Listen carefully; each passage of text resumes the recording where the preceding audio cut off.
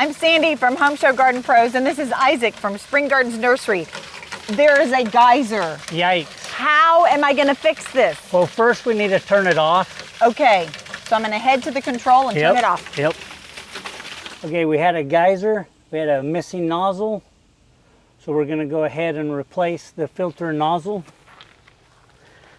Sandy, here's the filter, and this is an adjustable nozzle. All right. So you can adjust the degree that it sprays. Okay, so a little two-piece set. Let's go in here and get this repaired. All right, so the filter. Yes. And that's gonna help filter any debris in your water from clogging your nozzle. All right, let's see, get this nozzle on. You just rotate it clockwise. Okay, it's firm. Okay. All right. Let's go see if it works. Let's go see if it works. Okay, so Isaac, I replaced the head, but now I've got a 360 spray, and I want it to spray more 180. Right, so we need to go in there and adjust it to the 180 degrees. Okay, so I'm getting nice and wet in this warm weather. Yep. I'm gonna, oh, almost. Yep.